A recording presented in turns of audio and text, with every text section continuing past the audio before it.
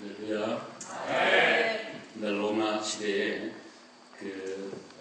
원로원 귀족들 부인들이 모여서 각자가 가진 보석들을 자랑했다고 합니다. 어떤 사람들은 굉장한 보석들을 집에서 가지고 와서 자기 보석을 자랑을 한 거죠. 여자들은 옛날이나 지금이나 보석을 다들 좋아하는 것 같은데 하여간 보석을 자랑을 많이 하는데 그중에 한 부인만은 조용히 있었습니다. 당신들은 어떻게 보석이 없느냐고. 예, 제 보석은 집에 있습니다. 그러면서 집에 가더니 두 아들을 손잡고 나와서 이 아들들이 내 보석입니다. 코넬리아라고 하는 그런 여인이 그렇게 자랑을 하면서 우리 아이를 보석처럼 갈고 닦고 가꾸어 그리고 지켜 훌륭한 그런 사람으로 만들겠다고 공언한 것처럼 그 아이들이 자라서 로마의 큰 훌륭한 정치가들이 되었다는 그런 얘기를 읽어본 적이 있습니다. 그렇습니다. 오늘 저와 여러분에게 주신 하나님의 자녀들은 하나님 주신 기업이고 상급인 줄로 믿습니다. 가장 큰 보석입니다. 보석은 잘 지켜야 되고 갈고 닦아야지 빛이 납니다. 아이들은 낳아서 팽가쳐 놓으면 자라는 것이 아니라 잘 교육해야 되고 가르쳐야 되고 훈계해야 되고 실제 삶으로 모습으로 보여야 됩니다. 우리 아이들은 여러분의 앞에서 자라지 않고 부모 뒤에서 자란다는 말이 있습니다. 여러분과 제가 어떻게 사는가가 우리 아이들이 보고 우리를 닮고 따라오게 된다는 그런 말씀입니다. 자녀는 92%가 부모의 책임이라 그런 통계를 읽어본 적이 있습니다. 8%만이 교회나 사회나 선생으로부터 영향을 받고 92%는 부모로부터 영향을 받는다.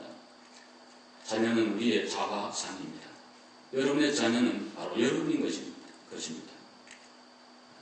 자녀가 잘못되고 잘되고 하는 것 다 여러분 손에 있다는 그런 말씀이기도 한 것입니다. 지금 한국 사회는 우리 청소년 문제로 정말 몸살을 앓고 있는 줄 압니다. 우리들이 자랄 때하고는 완전히 다른 것 같아요. 포스트 모던 시대에 자라는 아이들이 그런지 몰라도 기존 질서와 체계를 다 부정합니다. 그런 이론을 받아들이지 않습니다. 절대적 진리를 부정합니다. 포스트 모던 후현대주의 시대의 특징이죠. 그래서 남녀 노소 무슨 장유유서 이런 거 안 따라합니다. 성경이 말씀이라고 순복하지 않습니다. 그래서 부산에 있는 어떤 중학교 2학년 여학생이 자기 선생님, 여선생님을 복도에서 때려가지고 여선생님 실신하고 기절했다는 그런 기사가 있고, 지금 선생님이 강의를 하면 뒤에서 떠들고 온갖 그런 일들이 있고, 아이들을 체벌하려고 하면은 교육법으로 지금 정해가지고 절대로 체벌을 못하게 돼 있고, 교권은 땅에 떨어지고 애들은 득세하고 선생님들이 정말 사면초가 있는 그런 나라가 우리나라 조국이 됐습니다. 제가 우리 아이들 어릴 때 학교를 가보게 되면 미국은 무서워요. 정말 선생님 말씀하면 반드시 따라합니다. 20-30명이 그냥 줄을 서서 그냥 쭉 가고 꼼짝없대요. 잘못하면 때리는 않지만 학부모에게 바로 통보를 하고, 그렇게 해서 얼마나 아이들 통제를 잘하는데 한국은 공권력도 무너지고 경찰이 뭐라 그러면 같이 멱살 잡고 치는 나라가 한국이고, 이런 포스트 모던 시대에 정말 아이들의 교육이 너무 안 돼요. 그래서 자란 아이들이 교회로 오니까 교회가 말하는 영적인 질서, 하나님의 말씀의 순복, 교회 행정과 가르침에 따라오라고 할 때 따라오지 않습니다. 반발합니다. 그리고 대립니다. 그리고 자기 의견을 계속해서 개진합니다. 장점을 보기보다는 약점을 들어서 들추어내어 확대 해석하면서 온갖 문제를 일으키는 그런 교회들이 수도 없이 많은 걸 보면서 우리 자녀들의 신앙교육과 인격교육이 얼마나 중요한가, 너무너무 중요한 우리 그러한 시대에 살고 있습니다. 오늘 예배 오신 사랑하는 여러분, 저는 오랫동안 목회하면서 성경을 읽으면서 또 많은 분들을 보면서 자녀의 교육은 이렇게 해야 되겠다 하는 세 가지의 그런 나름대로의 정립을 하고 하나님 주시는 메시지로 알고, 여러분을 내가 너무 사랑하고 또 우리들의 자녀를 너무 사랑하기에 오늘 정말 가슴 깊은 이 말씀을 제가 드리니까 여러분들도 물론 자녀를 너무 사랑하고 저보다 여러분 더 사랑하죠. 그러면서 더 열심히 하는데 오늘 말씀이 보탬이 되어서 우리 모든 자녀들이 하나님의 사랑받는 축복의 자녀들이 될 수 있기를 주님의 이름으로 축복합니다. 첫째, 어떻게 하면 이럴까? 첫째는 하나님을 잘 믿는 자녀로 기르어야 된다. 우리 애들을 기르는데 어떻게 기를 건가 하는 우리 모두의 과제죠. 숙제입니다. 정말 자녀는 어렵죠. 품 안의 자식이라고 하는데 품을 떠나면 교육이 안 되죠. 이상만큼 생각만큼 기대치만큼 되는 자녀가 몇 명이나 있겠습니까? 그래서 힘들어하는 거예요. 다 할 수 있는데 자녀는 마음대로 안 되는 거예요. 우리도 어른들의 자녀였지만 어른들의 마음에 흡족한 자녀가 못된 것처럼 우리들의 자녀들도 우리들의 마음에 흡족한 자녀로 그렇게 되지 않는 경우가 참 많습니다. 많은 교육이 있고 해야 될 일이 많지만 참 우선해서 해야 될 것은 신앙교육이에요. 여러분 애들을 하나님 잘 믿는 정말 신실한 크리스찬으로 믿음의 사람으로 길러놓기만 하면 나머지의 문제는 하나하나 실타래가 부러진 것처럼 딱 정립이 되고 사람이 아주 가지런해집니다. 이렇게 감해지면서 어떤 어려운 상황에도 당황하지 않아요. 왜? 하나님을 신뢰하고 믿기 때문에 그 믿음 안에 모든 걸 해석하고 일을 해나가니까 문제가 없어요. 어떤 큰 일을 맞이해도 원투 소리가 탁 나옵니다. 나오지 않습니까? 왜? 하나님의 영광을 위하여 신앙적으로 딱 생각하고 그 다음에는 또 교회를 생각하고 그 다음에 내 삶을 생각하고 모든 사람을 생각하면서 일을 정리하고 해결하고 풀어나가니까 어떤 상황이 닥치면은 해석이 되고 그 다음에는 정립이 되고 해결 방향이 말씀을 통해 신앙을 통해 딱 나오기 때문에 이 험한 세상 아무리 힘들어도 당하지 않고 능히 이겨갈 수 있는 그런 능력 있는 자녀들이 된다는 말씀이죠. 중요한 건 신앙교육을 해야 돼요. 여러분들이 아이들에게 교육에 힘을 쏟으라 합니다. 그런데요, 반드시 후회해야 될 겁니다. 신앙교육을 안 해놓고 믿음을 집어넣어 쫓지 않고 다른 거에만 최고의 관심을 갖고 우선순위를 두고 해놓으면 여러분들은 반드시 피눈물 흘릴 때가 온다는 거예요. 그러니까 꼭 신앙교육, 믿음의 교육, 하나님 잘 믿는 그런 자녀로 여러분들의 자녀를 기도해야 돼요. 오늘 성경에도 보면 2절에 너와 내 아들들과 내 손자들을 하나님 잘 믿는 경유하는 그런 사람들로 기도하라는 거예요. 이거를 반드시 우리가 해야 됩니다. 망망대해를 가는 배는 나침반이 있어야 됩니다. 인생의 먼 항해의 길에 나침반은 하나님 믿는 믿음이고 말씀입니다. 우리가 나침반이 없어지면 배가 항해가 안 됩니다. 목자는 항구로 갈 수가 없어요. 파도와 풍랑에 휩쓸려 쓰러지고 침몰할 수밖에 없습니다. 그러나 목적이 분명하고 목표가 분명하고 가는 길이 확실하면 그 길로 가면 반드시 원하는 곳까지 갈 수가 있는 것처럼 하나님 잘 믿고 말씀을 가지고 나침반을 삼아가지고 인생의 길을 걸어간다면 반드시 그 자녀는 성공하는 그런 자녀로 크게 된다는 말씀입니다. 오늘 앞에 모든 자녀들이 그렇게 되어지기를 바랍니다. 특별히 어릴 때 하는 조기 신앙교육이 대단히 중요합니다. 마땅히 행할 길을 아이에게 가르치라. 그리하면 늙어도 그것을 떠나지 않는다. 잠언 22장 6절에 말씀했습니다. 우리가 조기교육을 많이 얘기하잖아요. 지금요. 영어든 뭐든 조기교육 해야 된다는데 신앙도 조기교육이 돼요. 6세 미만의 사람 인격의 85%가 형성이 된다는 심리학자들의 통계가 나왔습니다. 6세 미만에. 그러니까 6세 미만의 85%가 되니까요. 얼마나 어린 시절이 중요한가 이거예요. 어릴 때에 하나님 잘 믿는 신앙을 가지면요. 커서 절대로 잘못 가지 않습니다. 저는 지금까지 보면서 유아 세례 받은 아이가 중간에 혹 격기로 하는 일이 있어도 반드시 마지막에는 믿음의 길로 돌아오고 신앙의 사람이 된다는 것을 저는 수도 없이 보았고 이건 개런티하는 거예요. 애들이 나는 유아 세례 교인이다. 항상 우리 엄마 아버지가 내 어릴 때 나를 위해 기도해줬고 난 교회 다녔고 어릴 때 교회에서 목사님으로부터 세례받은 하나님의 사람이라는 그 확실한 믿음이 있기 때문에 반드시 돌아오게 된다는 거예요. 그래서 여러분들이 무슨 교육해도 신앙교육을 우선할 수 있기를 주의 이름으로 축원합니다. 반드시 여러분들이 아이들을 잘 믿음으로 가르쳐야 돼요. 거짓말하지 마라. 교통질서 지켜라. 남을 배려하라. 남을 섬겨라. 유치원 시대를 다 배우는 거예요. 큰 다음에는 뭐 거기에 좀 더 거치는 것 뿐이에요. 그러니까 어릴 때 교육이 얼마나 중요한가. 우리 존경하는 어떤 목사님은 자기 아들이 결혼했을 때 결혼하기 전부터 물론 기도했지만 결혼한 뒤에 신혼집을 해서 이렇게 같이 한 방을 해서 살았는데 같은 집에서 꼭 저녁에 애들이 방으로 들어가면 사모님하고 들어가서 입구에 걔들 방 입구에서 둘이 손잡고 기도했다는 거예요. 하나님이 우리 애들이 경건한 후손들이 태어나도록 기도합니다. 그렇게 기도를 많이 하고 아이들이 또 손주를 놓고 손녀를 낳으니까 걔들이 얼마나 빵긋빵긋 이쁘게 믿음으로 잘 자라겠어요. 신앙으로 자라겠어요. 얼마나 기쁘고 감사하지. 내 영혼이 잘된 같이 범사가 잘되고 강간한 은혜는 자연스럽게 순서적으로 따라오게 될 줄로 믿습니다. 그러니까 애들이 믿음으로 잘 이렇게 어머니 뱃속에서 자라고 나와서도 잘 자라고 이러니까 얼마나 좋겠어요. 태교 얘기하지만 우리 믿음의 사람들은 애를 갖기 전부터 기도하고 정말 준비하고 신앙으로 그렇게 아이를 가져야 되고 그리고 뱃속에 있어야 되고 그렇게 나와야 됩니다. 젊을 땐 다 잘 모르는데 나이가 들어보면 반드시 얼마나 이게 중요한가를 알게 됩니다. 왜냐하면 아이가 생기는 그 순간이 얼마나 중요한지 결정적인 역할을 한다는 것은 뭐 많이들이 지금 아는 얘기예요.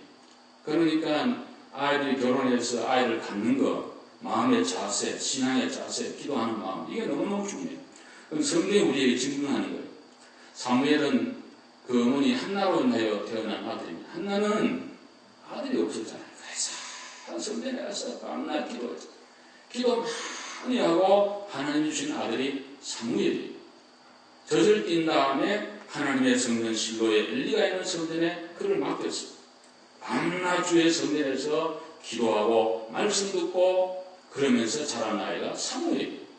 나중에 자라서 사사시대와 왕정시대를 연결하는 큰 걸출한 그런 인물이 됐어요. 정말 기도 많이 하고 가진 아이요, 기도로 키운 아이요, 말씀으로 키운 아이요, 하나님의 교회에서 자란 아이이기 때문에 그런 하나님의 쓰임받는 큰 인물이 될 수가 있었다는 거예요.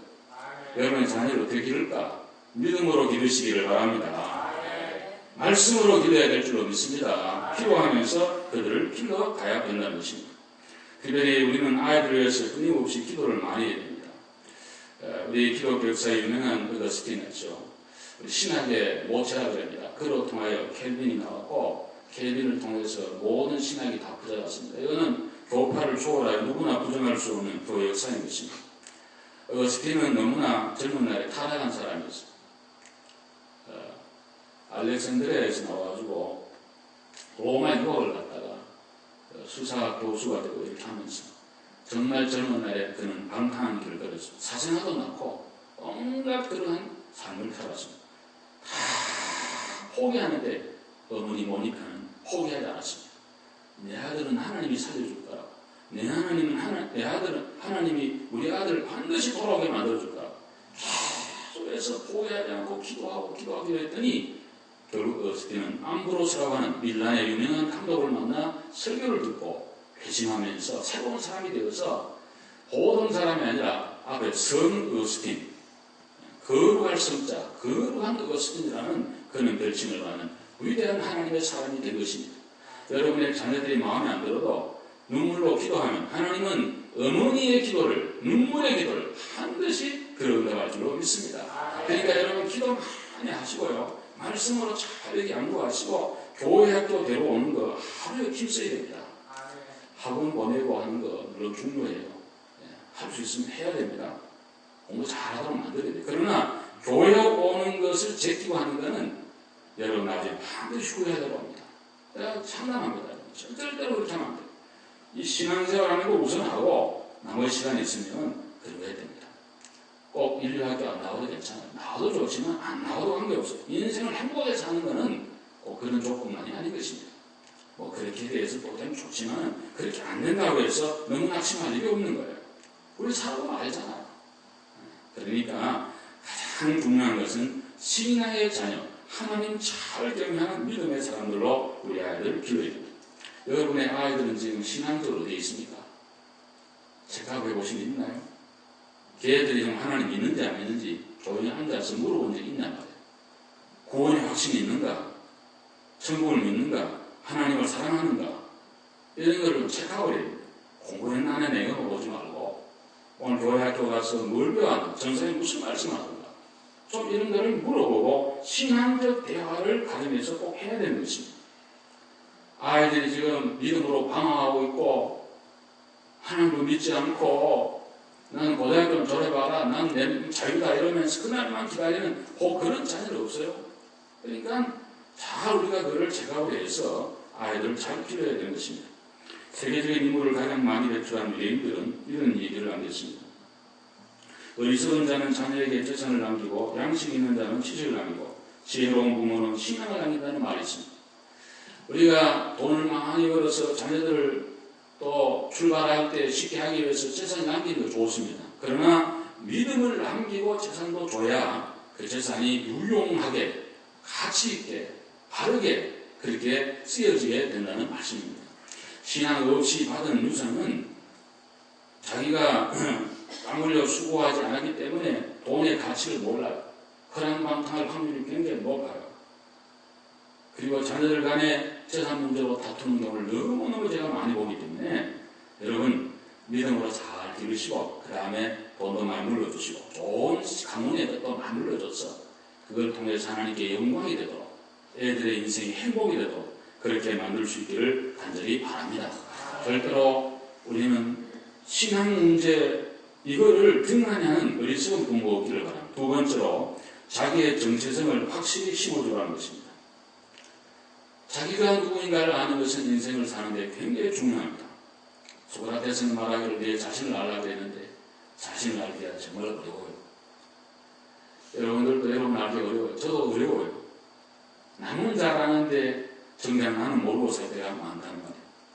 우리가 얼굴을 보면 거울을 보는 것처럼 인간은 창조주 하나님 앞에 우리를 세울 때 내가 누구인가를 알게 됩니다. 말씀의 거울에 비추어 볼 때 거룩한 어미하신 삼위일체 하나님 앞에 우리를 세울 때 내가 누구인가를 알게 됩니다. 가장 중요한 자기의 정체성은 우리 모두는 하나님의 사랑받는 자녀라는 사실입니다. 한번 따라합시다. 우리는 하나님의 사랑받는 자녀입니다. 우리 애들 보고 너는 하나님의 사랑받는 자녀다. 그렇게 꼭 말해야 됩니다. 한번 아멘 합시다. 아멘. 너는 사랑받는 하나님의 자녀다. 그거 하나만 딱 심어놓으면 나머지 문제가 없는 것입니다. 정말입니다. 나는 하나님의 사랑받는 자녀라고 하는 확실한 그런 믿음만 있으면 어디 가든지 우리는 절대로 꿀리지 않고 당당하게 살아갈 수가 있는 하나님의 자녀가 될 수가 있는 것입니다. 어느 신학교 교수님이 테네시를 방문하게 되었다고 합니다. 이런 마을마다 가족들과 함께 좋은 여행을 했습니다. 모텔에서 자고 나와가지고 조용한 다이너를 찾았습니다. 사랑하는 아내와 또 아이들과 함께 좋은 테네시의 아름다운 아침을 맞았습니다. 저는 테네시 옆에 살았고 테네시도 가봤기 때문에 참 테네시가 좋습니다. 10월 동안 아름다운 풍경을 만끽하며 밥을 먹고 있는데 저쪽에서 어떤 백발의 신사가 테이블마다 다니면서 말을 거는 거예요. 교수님 마음이 이런 마음이 들었습니다. 제발 우리 테이블은 안 왔으면 이 아름다운 좋은 가족들의 아침을 깨지 않기를 속으로 그러고 있는데 그냥 하냐고 할까 백발의 신사가 자기 테이블로 왔습니다. 오더니 하는 말이 선생님은 뭐 하시는 분이십니까? 이렇게 물었습니다. 예, 저는 신학교에서 가르치는 교수입니다. 아, 그렇습니다. 앞으로 목사님이 되실 분들을 가르치는 교수님이군요. 그러면 아마 오늘 제가 들려준 얘기를 들으면 좋은 얘기거리가 될 것입니다. 그러면서 한 얘기를 했습니다. 선생님 보시니 저 옆에 마을이 하나 있는데요. 그 마을에는 그런 소년 하나가 살았다고 합니다. 소년은 미혼모의 아들이었습니다. 아버지가 누군지도 몰랐고 현재도 계시지 않았습니다. 마음에 상처가 많았습니다. 가는 곳곳마다 물어봅니다. 너 아빠가 누구니? 그래서 대답을 못했습니다. 아버지를 본 적도 없고 누군지도 모르고 지금 계시지 않기에. 그래서 이 아이는 점점 폐쇄성으로 갔습니다. 사람 만나기 싫었습니다. 왜냐하면 만날 때마다 물어보니까 네 아빠가 누구니? 마음에 큰 화살이 되어 박혔습니다. 사람을 피했습니다. 자폐증 비슷한 그런 우울한 소년이 늘 고개를 숙이고 사람을 피하는 사람이 됐습니다. 어느 날 그는 주일날 교회를 갔습니다. 늘 교회 다니는 소년 14살 때였다고 합니다. 교회를 갔습니다. 교회도 늦게 가고 일찍 갔습니다. 도망갔습니다. 왜냐하면 사람들을 만나기 싫었어요. 교인들이 뭐라고 처음에 물어봅니다. 네 아빠가 누구냐? 장난스럽게 호기심으로 혹은 몰라서 물어보지만 자기는 너무 큰 상처였습니다. 그래서 늦게 가서 앉았다가 얼른 도망갑니다. 새로운 목사님이 그 교회에 부임을 왔습니다. 어느 날 설교를 마치고 저처럼 예배를 마치고 촉도를 마치고 나가는데 그날은 목사님이 어떤 일인지 빨리 입구에 나와 서 계시기 때문에 목사님을 피할 도리가 없었다고 합니다. 목사님은 이 아이가 누구인지 모르기 때문에 이 아이를 하여 물어봅니다. 네 아빠가 누구니? 그러니까 온 교인들이 창문을 끼는데 조용했습니다. 왜냐하면 모든 교인은 이 아이가 어떤 아이인지 알기 때문에 목사님이 순간적으로 당황했으나 성령님의 도움으로 지혜를 받아가지고 이렇게 웃으면서 말을 했습니다. 얘야, 난 네 아빠를 알아. 하늘에 계시는 우리 하나님 아버지가 네 아빠를 알아. 넌 앞으로 누가 물어보면 당당하게 말해라. 하나님 아버지가 내 아빠라고. 천지를 지으시고 인간을 만들고 우리 모두를 부유하게 하시는 그 하나님 아버지가 내 아버지라고. 당당하게 말하라고 어깨를 감싸들고 머리를 쓰다듬어주며 그를 격려해 주었습니다. 소년의 마음에 평안이 찾아왔습니다. 한 번도 그런 일을 들어본 적이 없는데 하늘에 계시는 우리 하나님 아버지가 내 아버지라는 말을 듣고 너무나 마음에 큰 감동이 됐습니다. 그리고 오랜만에 그 소년의 입가에 미소가 띄어지게 됐습니다. 그리고는 교회 문을 닫습니다. 그리고 당당해졌습니다. 어디 가든지 누가 물어보든지 네 아버지가 누구냐 그러면 예, 우리 아버지는 하나님 아버지, 하늘에 계신 하나님 아버지가 내 아버지라고 당당하게 그렇게 얘기를 했다는 말씀입니다. 그리고 이분은 이렇게 얘기를 하고 테이블을 떠났습니다. 새로운 목사님이 나에게 하나님 아버지가 네 아버지라 말을 안 들었으면 오늘의 나는 없었을 것입니다. 그런 테이블을 가봤어요. 이 얘기의 주인공이 바로 그분이었습니다. 교수님이 그 백발의 신사가 떠난 뒤에 종업원을 불러 물었습니다. 저분이 누구신지 혹시 아십니까? 아니, 선생님 모르십니까? 나 모르는데요. 예, 이분은 이 동네 사람 모르는 사람이 없는 유명한 테네시의 주지사입니다. 벤 후프라는 사람입니다. 주지사님이 된 거예요, 그분이. 당당한 하나님의 사람이 되고 큰 일을 이루었던 사람이 되었다는 말씀입니다. 우리 가운데는 부모님이 일찍 돌아가시고 안 계신 분도 계실 것이고 혹 아버님, 어머님이 정말 어릴 때 가셔서 얼굴도 잘 모르는 그런 분이 혹 계시는지 모릅니다. 마음에 깊은 상처가 있으리라고 생각합니다. 그러나 여러분, 하나님 아버지가 계십니다. 우리 하나님 아버지가 우리의 아버지인 줄로 믿으시기를 바랍니다. 우리 아버지는 너무 좋은 아버지. 육신의 아버지는 마음에 안 들을 수도 있어요. 저도 어릴 때 우리 아버지가 고등학교나 중학교 교장 선생님이시면 얼마나 좋았을까. 그런 생각을 하면서 어린 시절 지금도 살아계 있어서 너무 고맙지만 우리 아버지는 왜 그런 분이 아니었을까 그런 생각을 할 때도 있었습니다. 하나님을 잘 믿고 신앙의 사람이 되고 보니까 육신의 아버지도 너무 고맙지만 우리 하나님 아버지는 너무너무 좋으신 하나님, 언제나 우리를 쓰다듬어주고 평안을 주시고 힘을 주신 아버지 하나님, 걱정이 없어요. 저는 기도할 때 항상 여러분 아신 대로 그렇죠? 하나님이라고는 부르지 않습니다. 하나님 아버지. 한번 따라하세요. 하나님 아버지. 하나님 아버지. 아버지는 좋은 거예요. 당자가 모든 것을 다 팔아먹고 전부 흐름밤 타고 정말 거지게 되어 돌아오는데 한 사람도 걔를 알아보는 사람이 없지만 아버지는 먼저 아들을 알아봅니다. 아들도 아버지 모르는데 아버지가 아들 먼저 알아봐요. 달려나가요. 냄새는 아들을 부둥켜 안고 웁니다. 옷을 입히고 신발을 신기고 가락지를 끼우고 살찐 송아지를 잡아 죽었다가 살아온 내 아들이 창피하다 그러면서 풍성한 잔치를 베풀어줍니다. 그 아버지는 바로 하늘에 계신 우리 아버지를 말씀하고 계신 것입니다. 모든 사람이 비난하고 요구해도 우리 하나님 아버지는 저와 여러분을 오늘도 사랑하고 함께하고 도와주시고 축복하시는 좋으신 아버지가 우리 아버지이기 때문에 육신의 아버지 좋으시만 육신의 아버지 이상으로 천배 만배로 좋으신 하나님이 우리 아버지가 되심을 믿습니다. 에베소 2장 19절에 그러므로 이제부터 너희는 외인도 아니오 나그네도 아니오 오직 성도들과 동일한 시민이요 하나님의 권속이라 했습니다. 한번 번속이라. 번속이란 말 저는 좋아해요. 그건 뭐냐면 식구라고 소리. 하나님의 식구라고. 같이 먹고 마시는 하나님의 자녀입니다. 두 번째로는 또 우리는 한국인의 피를 가진 미국 시민임을 아이들에게 당당히 길러줘야 됩니다. 미국은 이민자의 나라입니다. 저는 1980년대에 이민 왔는데 오니까 자유중에서 오니까 늘 하는 말이 멜팅 팟이라는 말을 마시더라. 그때 한 파단에 다 멜팅이 돼서 하나가 된다. 지금은 좀 얘기가 달라진 것 같아요. 모자이크 사회가 됐다. 자기의 민족성 개성을 가지되 같이 연합하자. 이런 거가 미국인 것 같습니다. 중국 사회나 한국 사회나 나름대로 커뮤니티의 독특성을 지키면서 더불어 함께 나가자. 이런 거. 내가 저한테 물어봅니다. 어떤 사람들, 미국 사람들. 당신 어느 나라에서 왔느냐고. 예, 난 꼭 한국에서 왔다고 얘기합니다. 그런 다음에 저도 물어봅니다. 당신은 어디서 왔느냐고. 그러면 뭐, 잘 여기 태어났대. 그래, 조상은 그 어디서 왔느냐. 그럼 뭐, 더치에서 왔다, 뭐 어디서 왔다. 똑같이 이민자의 나라인 것입니다. 우리 기존 일이 전혀 없는 것입니다. 프린스톤에 오랫동안 조신학 교수를 했던 이상현 박사님 한번 얘기하는 걸 제가 들었습니다. 그 아이도 여기서 태어났고, 물론 영어 잘 알죠. 애들이 미국 사람 줄 알고 애들이 잘하잖아요. 어느 날 학교에 이제 전화를 갔는데 선생님이 아이들 앞에 이 애를 소개를 하니까 어떤 백인애가 소를 떠들더니 Does he speak English 왜?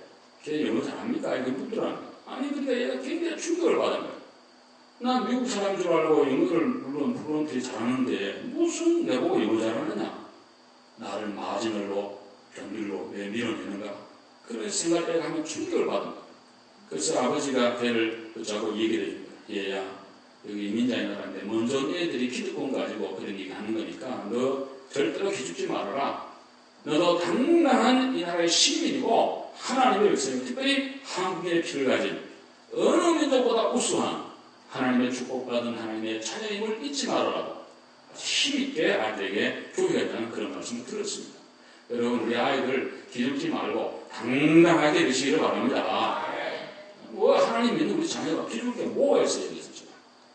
실력을 기르고 모든 걸 갖추어서 믿음을 가지고 우리가 승리해야 될 줄로 믿는 것입니다. 또 우리 아이들을 누구와도 비교하지 말고 그 존재 자체로 인정해줘야 됩니다. 예, 나는 네가 좋으니까 네 하는 거 다 좋다 이렇게 돼야 됩니다. 네 하는 거가 좋으니까 네가 좋다 이거는 굉장히 위험한 부모들의 가진 가치관이에요. 공부를 잘하면 칭찬해주고 조금보다 야단하게 되면 이는 혼란을 가져옵니다. 예를 들면 90점 맞아왔는데 여기 미국 사람들 90점이면 미국 애들 굉장히 잘하는 거거든요. 80 이상이면 괜찮아요. 잘하는 거라고. 근데 우리 한국 부모들은 100점이 돼야 되지 90점 안 돼. 조금만 더 100점 안 한다고. 90점 맞아왔는데도 칭찬을 해주니까 얼마나 이게 정말 여러분들은 안 그런 모양이네. 근데 또 100점 맞아오면 꼭 물어보네. 야, 너 반에 100점 맞았는데 네 말로 또 누가 했느냐고. 아니, 얘 100점 맞으면 걔지 또 누구 왜 물어봐, 그건 또. 그래서 우리 부모들이 애들을 비교할 때가 많아요. 비교형 부모는 안 됩니다. 저도요, 일부에도 제가 이 얘기를 많이 했습니다. 저도 저를 비교하는 거 제일 싫어합니다. 어느 목사님, 어떤 사람이 공석에서 그런 얘기 하더니까 저보고 지금까지는 상처입니다. 진짜. 그거 안 됩니다. 그리고 여기 장로님들, 보험사님들, 집사님들 계시는데 제가 오늘 다른 교회 누구하고 여러분 비교해보세요. 말 됩니까? 그거? 안 되죠. 우리 하나님 앞에 각자 받은 달란트와 축복과 모든 재능은 각자이기 때문에 나는 내대로가 당당한 자존감을 갖고 그렇게 살아가야 되고 우리 애들에게 너는 내대로 하나님의 사랑받는 자녀요 당당한 그런 달란트가 있다. 그렇게 가르쳐야 됩니다. 반드시 그렇게 해야 됩니다.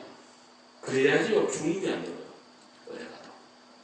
아멘입니까? 네. 혓발등이 있어요. 그거 뭐 안 하면 혼난다는 식으로. 그것도 안 됩니다. 나이를 식으로. 1, 2, 3 쫙 검사하고 하듯이 애들과 따지고. 가정은 사랑과 용서와 평화가 있는 것입니다. 이 세상은 거칠고 이에 타산 따지고 얼마나 거친 세상입니다. 여러분.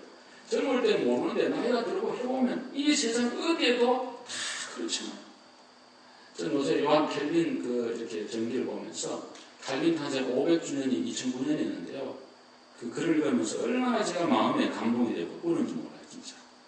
요한 켈빈은 제네바에서 목회하면서 얼마나 고통이 많은지 몰라요. 그는 불란서 사람이었거든요. 스위스에 가니까 이방 나라 사람이라고 얼마나 그냥 무시를 하는지. 그 시대에 캐톨릭에서 개신교로 넘어오는 과정이니까 모든 제도와 이런 걸 기억하려고 하니까 저항 세력이 기득권들이 뭐 죽이려고 하거든요. 밤잠 못 잤어요. 불면증에 소화불량에 두통에 뭐 온갖 질병이 있고.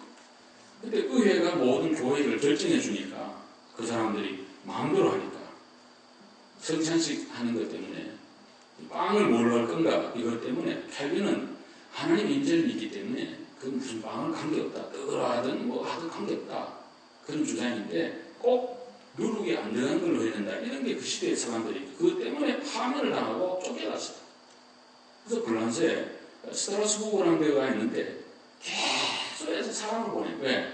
켈빈이 떠나고 나니까 후임자 두 목사님이 오셔가지고 교인들한테 인사도 안 하고 야간 도주를 해버렸어요. 하도 교회에 힘이 드니까 그걸 목회하기가. 또 목사님들이 난 한국 교회만 그런 분인 줄 알았더니 500년 전에도 그런 일이 있었더라고요. 칼빈이 와야 되네. 근데 그 답장이 이런 말을 했어요. 저는 하루에 수천 번이 죽어도, 아니 하루에 수백 번 십자가에 못 박혀 죽어도 제네바 교회는 다시는 돌아가지 않습니다. 그게 칼빈이 해답이었어요. 얼마나 힘들고 상처가 많았으면 그랬을까요? 근데 하나님의 섭리와 또 많은 사람의 간청에 의해서 켈빈은 결국 제네바로 돌아가고 그 23년 그 위에 목회하면서 그 교회와 그 시를 성시화시키면서 우리 2000년 기독교 역사에 가장 훌륭한 큰 그런 역사를 이루는 그런 인물이 될 수가 있었습니다. 사랑하는 여러분, 여러분과 저에게 주신 하나님의 은혜가 있는 줄로 압니다. 귀한 은혜를 가지고 우리 아이들을 당당한 믿음의 자녀로, 당당한 한국인으로, 그리고 하나님의 귀한 사람으로 잘 길러서 정말 하나님 나라에 쓰임받는 기둥 같은 그런 자녀들이 될 수 있기를 간절히 소원합니다. 마지막 세 번째, 무엇인가 다른 일을 위해 일할 수 있는 사람을 만들라는 겁니다. 옛날 저는 어릴 때 들어온 말 중에 공부해서 남주나 출세해서 남주나 이런 얘기를 많이 들으면서 자랐습니다. 그러나 성경을 읽고 하나님 말씀을 배우고 보니 성경은 우리에게 주신 달란트와 모든 축복은 물론 내 자신을 쓰지만 더욱 중요한 것은 하나님의 영광을 위하여 해야 된다는 중요한 명제가 우리 앞에 있다고 하는 사실입니다. 여러분 애들을 기를 때 너 생애 목표를 하나님의 영광을 위하여 고린도서 10장 30절 딱 심어주면요. 그 다음에는 무슨 작업을 가졌건 어디 있건 아무 문제가 없어요. 자기 하는 일에 대해서 방어할 일이 없어요. 왜? 하나님의 거룩한 영광을 위하여 내가 이 일을 한다는 거예요. 그러니까 의미가 있고 가치가 있는 거예요. 루트가 말한 것처럼 하녀가 방을 청소하는 것도 하나님의 일이라는 거예요. 꼭 뭐 대단한 인물이 돼서는 일이 아니고 소소한 일을 통해서 하나님의 영광을 위하여 일할 수가 있다는 거예요. 그래서 당당한 거예요. 그리고 감사한 거예요. 보람된 거예요. 행복한 그런 생애를 살아간다는 거예요. 꼭 대통령이 돼서만 행복한 거 아니죠. 제일 어려운 사람이 대통령이고 그 다음에는 목사님, 사모님 그런 걸로 통계하고 있습니다. 가장 힘든 일이 하나죠. 그렇지만은 우리가 그러면서도 하나님 영광을 위해 한다면 어려운 일을 하면서도 보람되게 살 수 있지만 그런 마음이 없다면 아무리 높은 집 많은 걸 가져도 행복이 있을 수가 없다는 그런 말씀입니다. 여러분의 자녀들을 하나님의 영광을 위하여 사는 이러한 이웃을 섬길 수 있는 나누어주고 베푸는 그런 참 이타적인 그런 사람으로 여러분의 자녀를 기르면 여러분의 자녀를 위해 하는 좋은 것들은 다 따라오게 됩니다. 할렐루야. 다 따라오게. 근데 지만 안 하고 가는 놈은 지도 안 되고 남도 안 돼. 평생 뒤에서 손가락 들고 존경이라고는 받을 수 없는 그런 인생을 살아. 거미와 같은 인생, 남을 해롭게 하는 인생. 개미와 같은 인생은 부지런하고 많이 벌지만 지만 안 해. 불구 같은 인생은 자기도 좋고 남도 이렇게 하는 그런 사람으로 홍익인간으로 우리 애들을 길러가야 된다는 그런 말씀입니다. 요즘 우리 애들이 숫자가 적다 보니까 너무 애들을 귀엽게 기르는 그런 경우가 많습니다. 저는 미국 교회 옛날에 필요 볼 때 이렇게 보면 그 미국 교회 애들이 어른 예배 다 참여합니다. 그래서 처음에 찬송 부르고 기도하고 목사님 기도받고 교실로 가요. 그러니까 예배 그 절반을 참여하는데 어른 예배 하나도 없어요. 그리고 애들이 떠들면 부모가 눈을 딱 맞추고 절대 손은 안 대죠. 우리 하는 대로 말로다가 딱 얘기합니다. 걔가 수긍할 때까지 그렇게 디시플린을 시켜가지고 이렇게 하는데 한국 교회는 너무 애들 기하게 하니까 그냥 네가 최고다, 네가 최고다, 네만 최고다 이렇게 하니까는 그렇게 기도문이다 사회 나와서 결혼 생활도 네만 최고다 그러니까 상대가 있는데 어떻게 네만 최고답니까? 교회 와서 회의도 못해. 지주랑만 하니까 남을 배려를 안 하니까 아니 그럼 상대는 바보입니까? 의견도 없으니까 그렇잖아요. 모든 사회나 모든 것이 다 내가 있으면 남도 있고 남도 있으면 내가 있기 때문에 깨달음할 수 있는 그런 사람으로 길러야 되는데 오냐 네가 최고다. 반드시 나중에 부모님들이 계속 그렇게 해놓으면은 걔가 부모 공개할 줄 전혀 모릅니다. 죽을 때까지 치마 위에 달라고 피눈물 날 때 오는 것입니다. 애들을 기르되 정말 하나님의 영광을 위하여 남을 배려하고 생각하는 그런 사람으로 좀 이렇게 우리가 기른다면 얼마나 좋을까 그런 생각을 합니다. 일본 사람들 우리들이 싫어하고 그런 민족 감정이 있겠습니다만 저는 일본 사람들을 조금 이렇게 가까이 있어본 사람 중 하나입니다. 제가 목회할 때 일본 집사님들 두 분이 6년간 저랑 같이 있었기 때문에 일본 분들의 성격을 제가 조금 압니다. 일본 여러 번 제가 가본 적이 있고 책도 일본에 관한 책들은 거의 다 제가 읽어본 적이 있습니다. 근데 일본 사람들 그 최고의 덕은 이거예요. 남에게 해를 끼치지 마라. 이게 일본 사람들이 가르치는 중심이에요. 남에게 해를 끼치지 마라.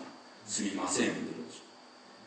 중국 사람들도 굉장히 중요히 생각합니다. 때부치, 마판이 있어요. 꼭 그러면 미안합니다. 좀 죄송스럽지만 이해해주세요. 이런 말이 있어요. 꼭 거기에 붙어요. 생활이니까. 언어라는 생활 아니겠습니까? 근데 지난번 쓰나미 사건 때 제가 보면서 정말 놀랐습니다. 그 수십만 명이 죽고 물도 오고 밥도 오고 이러는데 물 하나 준다, 빵 하나 준다 그러면 그냥 수백 미터씩 줄을 서가지고 쫙 자기 차에 오기를 기다립니다. 한 사람도 공개적으로 목 나오는 사람이 없어요. 무서운 사람들이에요, 정말. 남에게 피해를 주지 마라 그러는데 피해를 얼마나 일본이 많이 줬습니까? 그 이의영 교수가 쓴 축소 지향의 일본 이런 책을 보게 되면 개인적으로는 좋은데 집단화가 되면 항상 일본은 폭력적이 된다는 그런 글을 쓴 일이 있습니다. 국화칼 이런 데도 그런 얘기가 나와요. 근데 어쨌든 그걸 보면 일본 사람은 얼마나 무서운 민중이 몰라요. 남 피해 주지 말아요. 그래서 저는 적극적으로 얘기하고 싶어요. 예수님 사람. 피해 주지 말라는 게 아니라 남을 이롭게 하는 사람이 되자. 정말 남을 도와주고 배려하고 사랑하는 그런 사람으로 우리 아이들을 길러가야 된다는 그런 말씀입니다. 세계은행 총재가 된 김용 전 다트머스 대학 총장 어머니 전옥수 교사는 아이들에게 항상 말틴 루터 킹 목사님의 얘기를 해줬다고 합니다. 얘들아, 사회를 위해 일하라. 위대한 것에 도전하라. 우리 여기 한국에 조그만한 은행에 은행장말이 얼마나 힘주죠. 세계은행 총재라는 것은 정말 우리 반기문 총장과도 자랑스러운 한국인인 것입니다. 근데 어머니가 훌륭해요. 얘야, 너는 사회를 일해라. 위대한 것에 도전하라. 이러면서 계속 다른 사람들을 돕는 그런 사람이 되라고 가르쳤다는 거예요. 클린턴 행정부의 가장 높은 자리에 올라간 인권 담당 차관보를 지난 고홍주 박사의 이런 말씀입니다. 예일대 법대 학장이었고 그런 분이었습니다. 그 어머니는 전혜성 여사로 알려졌습니다. 그는 그 아이들에게 이런 말을 했습니다. 이웃과 사회에 보탬이 되는 사람이 되라. 이웃과 사회에 보탬이 되는 사람이 되라. 그런 말을 했다는 것입니다. 사랑하는 여러분, 우리 자녀는 무엇보다도 어떤 것과도 바꿀 수 있는 가장 소중한 그러한 법입니다. 이 법에는 던져놓으면 되는 게 아니에요. 소처럼 산에 던져놓으면 풀목꽃이가 지어져가는 게 아니라 가꾸고 따듬고 사랑하고 교육하고 잘 보다듬어줘야 좋은 그런 인물들이 될 수가 있는데 그러게 하려면 먼저 믿음으로 잘 기르시고 당당한 자기의 정신을 길러주시고 무엇보다도 다른 사람을 배려하는 그러한 사람으로 기른다면 여러분의 자녀는 성공적이고 정말 승리한 그런 자녀가 되고 또 그렇게 될 줄로 믿습니다. 이런 일을 함께하기를 주의 이름으로 축복합니다. 기도하겠습니다. 여호와를 경외하는 자에게는 견고한 우레가 있나니 그 자녀들에게 피난처가 있으리라. 여호와를 경외하며 그 도를 하는 자마다 복이 있다고 말씀하신 하나님, 오늘도 주신 하나님 말씀을 따라 우리 자녀들을 믿음으로 기르고 당당한 신앙의 사람으로 기르고 이웃과 교회와 남을 배려하며 섬길 수 있는 그런 자녀로 기를 수 있는 우리 모두가 되게 해 주시기를 원하고 기도하며, 자녀들이 다 커서 이제 결혼을 하면 우리 손주들, 손녀들, 또 애들이 그렇게 되기 위해서 기도하고, 우리 할아버지, 할머니들, 아버지, 어머니들이 애쓰고 수고할 수 있는 우리 모두가 되도록 은혜를 베풀어 주옵시며, 우리 앞에 모든 하나님의 자녀들은 경건한 믿음의 후손이 되어 우리 눈에 즐거움과 기쁨이 되고 하나님 나라의 아름다운 멸류관이 되게 해주시고 상급이 되는 귀한 자녀들이 꼭 되게 하여 주시옵소서. 예수님의 이름으로 간절히 기도 올려옵나이다.